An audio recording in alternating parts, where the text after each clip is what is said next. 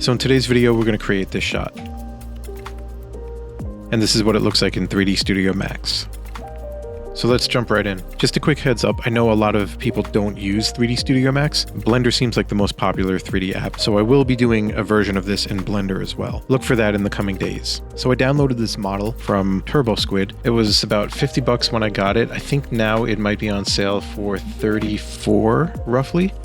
So go check that out. But this is what it all comes with. Now we don't need a bunch of this stuff. So I'm just gonna select all of this and I'm gonna hit Alt-H. And I'm going to hide that. I'm also going to select this piece, Alt-H, hide that. I'm going to take this piece and I'm going to move it to the center of the scene, roughly here. And that's good. What we want to do is match this shot. So we'll have to rotate this. Let's say roughly somewhere around there. And then we'll zoom in, position the camera.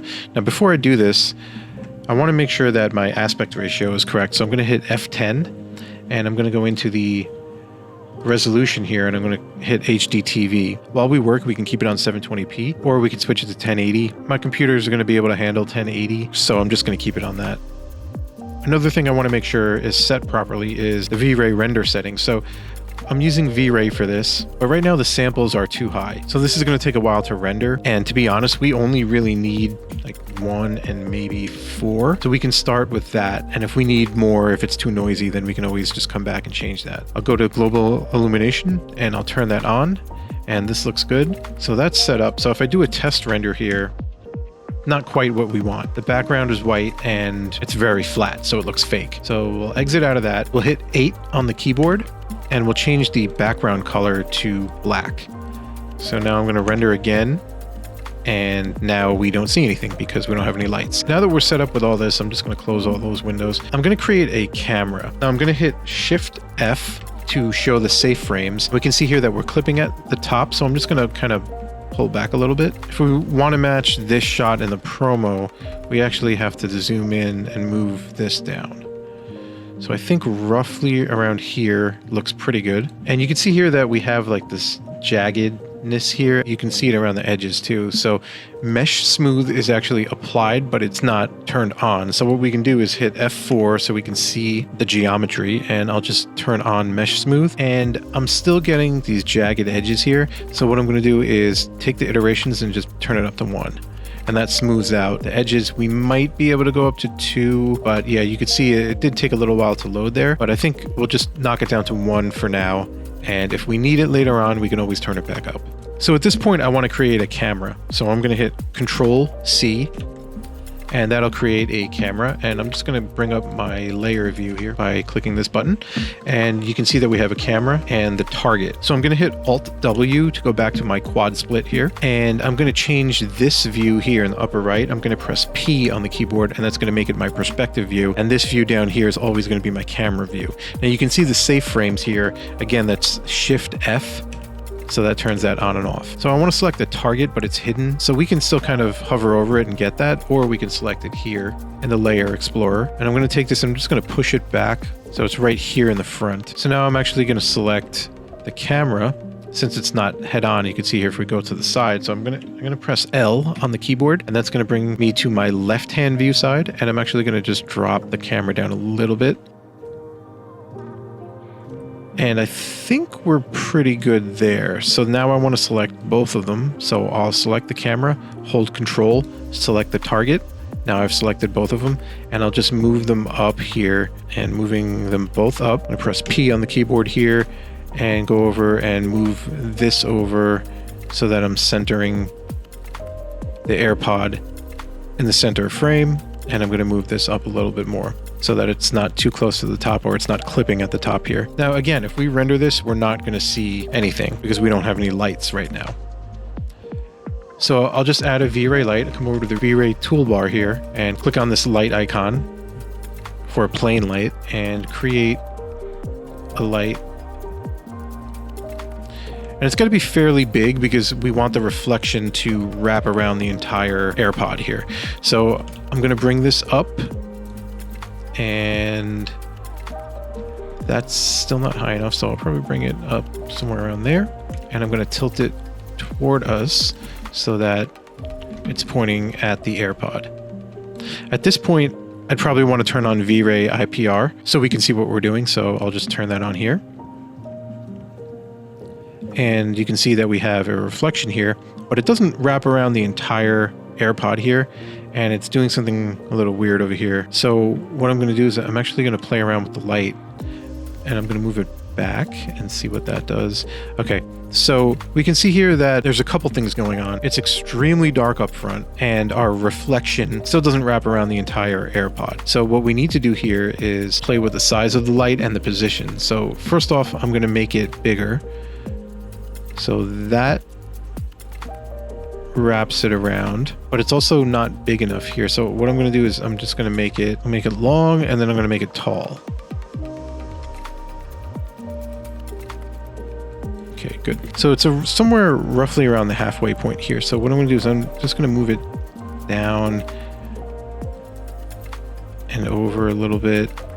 Just bring this down, down, down. And you can see that it's starting to wrap around the entire AirPod here, but it's not positioned correctly. So one of the things that's kind of really throwing us off here is, and we can't really see the reflection because we see the light in the shot. So what I'm going to do is I'm just going to go over to this panel over here and click invisible, and that's going to make it invisible to the camera. So now we can see the reflection. So what I'm going to do is I'm going to rotate the light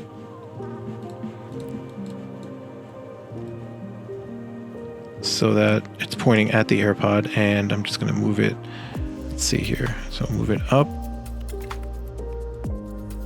So I want the reflection to be somewhere around the center of this grate area. So you can see here, it's not quite there. So what I'm going to do is just move this up a little bit, and that's getting closer. And if I just change the position, kind of tweak that. And one of the things I'm noticing is that it's not wrapping around here still. So what I'm going to do is I'm going to make this wider, or taller, I mean, and then a little bit wider. And now we can see that it is definitely wrapping around there, but one of the problems is that it's coming over the AirPod a little bit too much. So what I'm going to do is I'm just going to drop it down. So that's going to move the reflection back a little bit. So let's see here. And you can, just rotate it this way so it's pointing up a little bit more. Play with the position. That's looking good. It's wrapping around the entire AirPod here. So that's cool. That position is cool. So what I'm going to do is actually turn down the multiplier, which is just basically the brightness of the light. I'm going to turn it down to 5 because it's way too strong and it's just blowing out here. Okay, cool. So now we can see that we have the reflection in the right spot and it's looking pretty good. Now let's fix the lighting in the front. So what we're going to do is make a duplicate of the light. So I'll select the light, hold shift, and this drag out another light, make it a copy, and rotate it around so we can hit A for angle snap to make sure that we snap on a 5-degree angle, and we'll do a 180 spin. So we can see there it says 180. So I'll release that. And now we can see we have a light in the front, but what the problem is that there's this ugly reflection and it's too bright. So we'll turn the multiplier down to, let's say 2 for now. And then what we want to do is get rid of this reflection. So all we really need to do is affect the diffuse, but turn off affect specular and turn off reflections. So turn off affect reflections, and that'll get rid of that reflection up front. So now that we have this set up, I'm going to shut off the V-Ray IPR because we just need to animate the camera. So what I'm going to do is I'm going to select the camera, hold Control, and select the target. I'm going to set a keyframe by clicking on Auto Key and then clicking on this button, which will set a keyframe. I'm going to move forward to frame 80. And one of the things that I forgot to do at the beginning, and this is something that you should do definitely at the beginning, is go over to your time configuration and switch it to film, because I know I want this to be 24 frames per second. And I know that the animation is going to be 80 frames. Normally, if I didn't, what I would do would be do something like 200 just so that I have a lot of frames. And then I have the extra room here to play around. But I know it's going to be 80 frames, so I'll just move this to 80. So I'll select the camera and the target once again, and I'll move it up to match the animation in the promo. And that's going to automatically create a keyframe at frame 80 because we have auto key still on. And I'm just going to go ahead and play this. So I'm going to turn off auto key and I'm going to play this. Okay, that's good. It's slow enough. One of the things I'm noticing though is that there's a slow start and then a slow end, because by default there are ease keyframes. So what I'm going to do is go into my curve editor here, select that, and we will select the camera and the target. And now we can see that we have our Z keyframes, which are up and down, as you can see by this arrow here. So we'll hold Control and Alt, middle mouse click so we can zoom, and just kind of zoom until we get both of these here. And we can see that there are ease keyframes. So what I'm going to do is actually take these, select all of them, and just make them linear by clicking this button here, set tangents to linear. So once that's set, I can close this and we can go ahead and play this again. Now I know the animation is going to be 80 frames, so I'm just going to shorten our timeline to end at 80 frames, hit OK, and I'm going to take this and play this and see how this looks. And I think that's a good speed. One of the things I forgot to mention is if you want to play, you can hit the comma and period keys to advance by 1 frame. But if you want to play forward, you can hit the next to the period key is the question mark and slash key, and you can just press that to play it, and it's going to loop. So I'm happy with the way that animation looks. And if you're anywhere on the timeline, you could just hit home and it'll bring you back to frame 0. So I'm just going to render the first frame here, see what we have. Okay, that's pretty cool, but one of the things I'm noticing is the front of the AirPod looks weird. So what I'm going to do here is I'm going to fix that by going into our perspective view here. I'm going to move this light a little bit closer, and I'm going to move it up.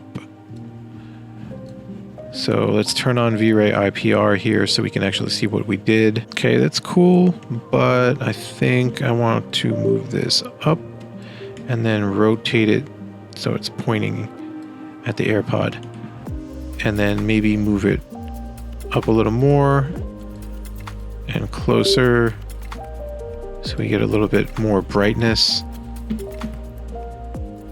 And I think we're good there. So shut off V-Ray IPR and we'll do an actual render. Let's make sure our iterations are good. So yeah, iterations, I'm gonna turn this, yeah, so that's a 3, that's fine. We'll render this out. Another thing too is that the V-Ray window is not active. So I'm just gonna hit F10 and I'm gonna enable the built-in frame buffer, and that's gonna use the V-Ray frame buffer. F9 to render. So now the front light is just slightly bright. So what I'm going to do is just select the light. I do like the positioning of it. I may move it back just a little bit and then set the multiplier to 1 and render again. All right, that's much better. Yeah, that's a lot better. And I might even knock down the brightness just a little bit more. So I'm just going to select this and do maybe 0.5 and render one more time. Yeah, that's better. That matches the lighting in the promo a little bit better. Okay, so we've successfully recreated the first shot of the promo. So what I'm going to do to set up the render here is actually just switch this to animation, because that's what it is, an animation. We're going to get more subdivs out of that, so 3000 instead of 1000. I'm going to go here, and even though I probably don't need to do this because that render looked fine, there wasn't a lot of noise. If I just bring up the frame here, you can see there's a little bit of noise, but it's not really anything that we're going to notice. But what we could do if you wanted to get rid of that is either denoise it, which I would probably recommend. So you can actually just come in here, add V-Ray denoiser, hit OK. And you can either use V-Ray denoiser or the NVIDIA AI denoiser. I'll just keep it on the V-Ray for now. And if you did not want to use the denoiser, then what you can do is actually switch minimum subdivs here to maybe 2 and max subdivs to, you could probably keep it at 4, but if you wanted to really pump it up a little bit more, you could do 6 or 8. I don't think it's really necessary. So I'll just do 2 and 4 with the denoiser on, and we should be good. So I'm just going to render that and we'll take a look and see how that looks. Okay, so that's pretty clean to me. You can't even see any noise there. That's going to look good for our final shot. So let's just take a look at that again. Yeah, that's fine.